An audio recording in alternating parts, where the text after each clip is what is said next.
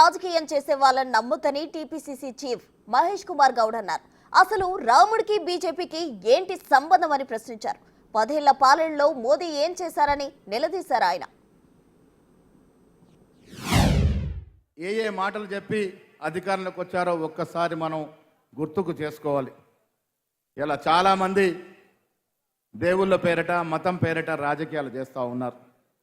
శ్రీధర్ బాబు గారు నాకు తెలిసి రోజు పొద్దున గంటన్నర పూజ చేసుకుంటారు. నేను మావిడ కలిసి గంట పూజ చేసుకుంటాం. పూజ చేసుకుంటే బయటకు రాము. దేవుడన్నా శివుడన్నా శ్రీరాముడన్నా హనుమంతుడన్నా అమ్మవారన్నా అందరి గౌరవమే. కానీ మేము ఇక్కడ ఏ రోజు కూడా దేవుళ్ళ పేరిట ఓట్ల భిక్షాటన చెయ్యము కూడా. ఇవాళ మోడీ గారి గొప్పతనం ఏంటి, బీజేపీ నాయకుల గొప్పతనం ఏంటి? ఎవరైనా రాజకీయాల్లో ప్రజలకు పనిచేసి గెలుస్తున్నారా? మతం పేరిట కులం పేరిట శ్రీరాముని పేరిట హనుమంతుడి పేరిట ఓట్లు అడుగుతూ ఉన్నారు.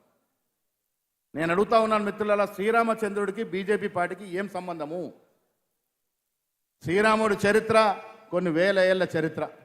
బీజేపీ పుట్టింది 83లో. 83లో ఆవిర్భవించిన బీజేపీకి వేల ఏళ్ల కింద చరిత్ర కలిగిన శ్రీరామచంద్రుడికి సంబంధం ఏమిటి అని అడుగుతా ఉన్నా. వీళ్ళు ప్రజలు కూడా ఏమనుకుంటారు, బీజేపీ అంటే శ్రీరామచంద్రుడు ఎందుకు అని అడుగుతా ఉన్నా. నేను మీ ద్వారా ప్రజలను అడుగుతా ఉన్నా. మతాల పేరిట కులాల పేరిట పోట్లాడి మన జీవితాలను నాశనం చేసుకుందామా? లేదు, అభివృద్ధి ధ్యేయంగా పోతున్న సెక్యులర్ పార్టీ కాంగ్రెస్ పార్టీ విధానం పట్ల ఆకర్షితమై మనమే కాదు మన పిల్లల భవిష్యత్తుని తీర్చిదిద్దుకుందామా? ఒక్కసారి ఆలోచించాల్సిన అవసరం ఉందన్న మాట చెప్తా ఉన్నా. మతం కులం వేరు, రాజకీయం వేరు. 10 ఏళ్ళుగా ఏం చేశారని అడుగుతా ఉన్నా. నల్లధనం తీసుకొచ్చి మన బ్యాంకులో వేశాడా? 15 లక్షల ఖాతాలో 2 కోట్ల ఉద్యోగాలు అన్నాడు. ఉన్న ఉద్యోగాలు ఊడబీకాడు. పబ్లిక్ సెక్టర్ కంపెనీలన్నీ కూడా అమ్మబీకాడు. పెద్ద పెద్ద కంపెనీలను కూడా అదాని అంబానీలో పెట్టేశారు.